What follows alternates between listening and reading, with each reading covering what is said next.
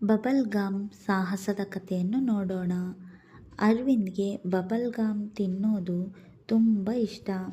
ಒಂದು ದಿನ ಅವನು ಹೊಸ ಬಂದ ಬಬಲ್ ಗಮ್ ಪ್ರಯತ್ನಿಸಿದ.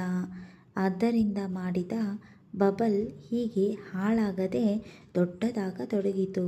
ಅದು ಎಷ್ಟು ದೊಡ್ಡದಾಯಿತು ಎಂದರೆ ಅವನನ್ನೇ ಗಾಳಿಯಲ್ಲಿ ಎತ್ತಿಕೊಂಡು ಹಾರಿಕೊಂಡು ಹೋಯಿತು.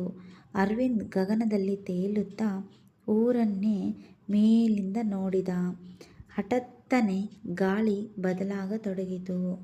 ಗಾಳಿ ಬದಲಾಗಿ ಅವನು ತನ್ನ ಸ್ನೇಹಿತರ ಮೇಲೆ ಬಿದ್ದ. ಎಲ್ಲರೂ ಆಶ್ಚರ್ಯದಿಂದ ಅವನನ್ನು ನೋಡಿದರು.